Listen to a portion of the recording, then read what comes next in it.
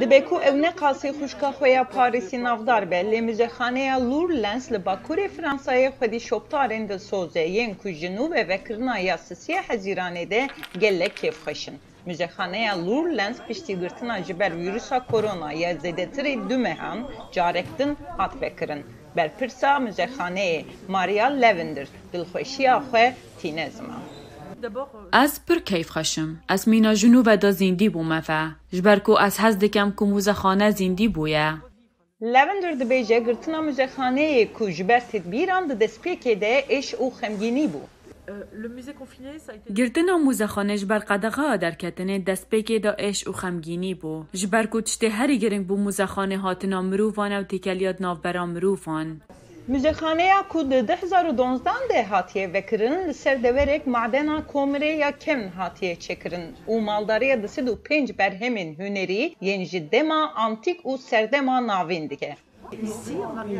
دما کو از هاتم وره وکی من چند کارن هنری جنوب دا کشف کر و من گود اف پیکره گلک جوانه هرنگ دوی دبینن؟ Her wa watin dibêje ku başê ku ew dîsa li mala xwe ne. گلک دل خوشم کو از الویر الموزخانه ما لمالا خومه دا کو بر همین هنری البندامه ببینم هر وسا ام بکارین زیندی کرنوان بدومینین و خون و خیال بوان را بکین.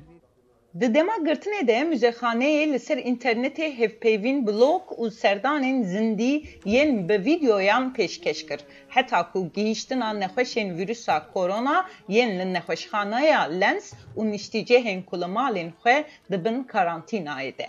Bi armanca kêmkirina rîskên tenduristî û bi cih anîna pîvana durahiya civakî, muzexane mîvanên bi hejmarek sînordarî qebûl dike û serdana bi rêka yek alî ya pêşengehan pêk tîne. Mîvanên ku ji rûbûrû mayîna rêberek muzexaneyê ditirsin, dikarin telefonê rêberên li ser xetê bikin û di derbarê berhemên hunerî de agahdarî bigirin. Tevî ku bernameya wan ji ber qedeqeyan hêdîtir e, hefteya pêşîn de ev Lourdes pêşengeha Soil Noir vebike ku lêkolîna karanîna rengê reş e.